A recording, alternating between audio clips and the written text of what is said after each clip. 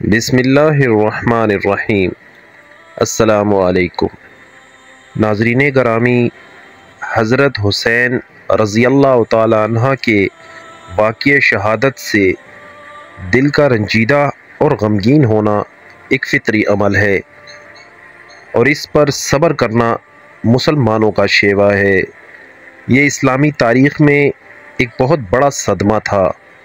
لیکن اس صدمے پر صبر و تحمل کرنے کے بجائے خلاف شرع امور مثلاً بآواز بلند زور زور سے چلا کر رونا اور نوحہ خوانی و سینہ کوبی کے ذریعے اس رسمی غم اور دکھ کو ظاہر کرنا اسلام میں حرام ہے۔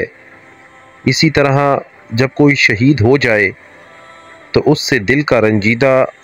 و غمگین ہو جانا اور بے اختیار آنسو کا جاری ہو جانا بھی ایک فطری عمل ہے، لیکن اس پر صبر کرنے کے بجائے بلند آواز سے رونا، واویلا کرنا، رسمی غم و دکھ کو ظاہر کرنے کے لیے نوحہ خوانی اور سینہ کوبی کرنا شرعاً ناجائز اور حرام ہے۔ حدیث مبارکہ میں ہے، ترجمہ حضرت عبداللہ بن مسعود رضی اللہ تعالیٰ عنہ سے مروی ہے کہ رسول کریم صلی اللہ علیہ وآلہ وسلم نے فرمایا، وہ شخص ہمارے راستے پہ چلنے والوں میں سے نہیں ہے جو رخساروں کو پیٹے، گریبان کو چاک کرے اور ایام جاہلیت کی طرح آواز بلند کرے، یعنی رونے کے وقت زبان سے ایسے الفاظ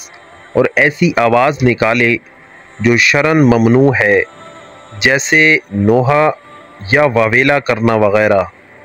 واضح رہے کہ اللہ تعالیٰ نے قرآن پاک میں مصیبت کے وقت صبر کی تلقین فرمائی ہے اور صبر کرنے والوں کے لیے انعامات کا ذکر فرمایا ہے، جیسا کہ قرآن مجید میں ہے، ترجمہ اے ایمان والو،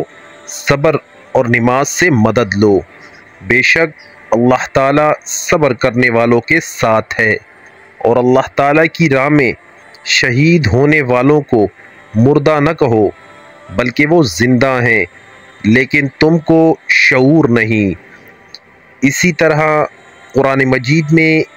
ایمان والوں کی صفت یوں بیان ہوئی ہے، ترجمہ اور خوشخبری دے دیجئے صبر کرنے والوں کو، جب ان پر کوئی مصیبت پڑے تو کہیں، ہم اللہ کے مال ہیں اور ہم کو اسی کی طرف پھیرنا ہے۔ یہی ہے اور وہ لوگ جن پر ان کے رب کی خصوصی عنایت ہے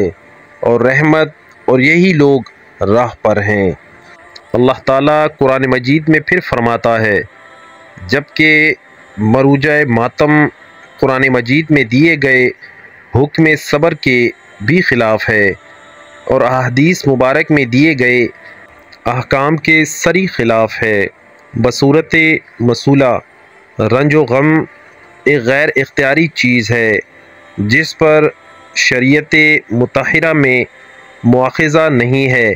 البتہ کسی کے انتقال پر آواز سے رونا،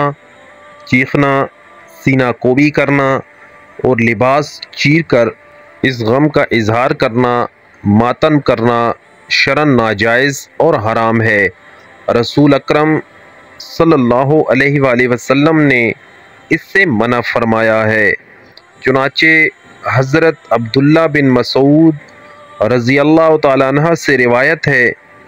کہ نبی کریم صلی اللہ علیہ وآلہ وسلم نے ارشاد فرمایا، جو منہ پر تماچا مارے، گریبان چاک کرے اور زمانہ جاہلیت کی طرح چیخ و پکار کرے، وہ ہمارے دین پر نہیں۔ نیز جس طرح ماتم کرنا اور اس میں شریک ہونا گناہ اور ناجائز ہے، اسی طرح اسے دیکھنے کے لیے جانا کثرت کا سبب بننے کی وجہ سے ناجائز اور گناہ ہے، کیونکہ دیکھنے والا اگرچہ اس میں شریک نہیں ہے لیکن دوسرے لوگ یہی سمجھیں گے کہ یہ شریک ماتم ہے، لہٰذا